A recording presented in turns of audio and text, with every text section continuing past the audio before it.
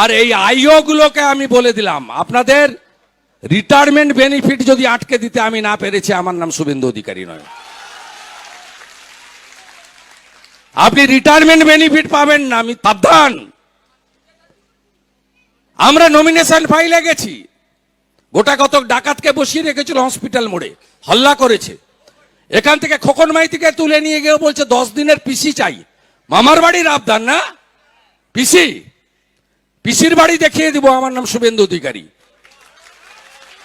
আমি 11-র আগে কতগুলো আইপিএস কে দেখেছি, অরুণ গুপ্তা, ডিজি তারানিয়া, এন রমেশ বাবু, Bhupinder Singh ADG CID. বুদ্ধবাবু 7টা SP change করেছে আমার জন্য 1.5 বছরে। নাম শুনবেন? গঞ্জি অনিল শ্রীনিবাস, অশোক দত্ত, অশোক বিশ্বাস, বাস্তব বৈদ্য, কত নাম বলবো আমি, এস পান্ডা। আমাকে জব্দ করতে পারেনি, পরে স্যালুট দিয়েছে 11-র পরে। এখানে যা করছেন এই সৌমদীপ বেটা এসপির কথা শুনে ভুগতে হবে। আমি অনেককে ভুগিয়েছি। আমি সিপিএম এর আমলে লক্ষণ সেঠকে হারানো লোক, আর 211 সিট যেদিন মমতা পায় সেদিন তাকে হারিয়েছি আপনাদের ভোটে। আমাদের নেতা অমিত শাহজি বলেছেন 30টা পদ্ম চাই। এই মহিলা এত নির্লজ্জ, দোকান কাটা, হারার পরেও জোর করে মুখ্যমন্ত্রী হয়েছে। তাই এই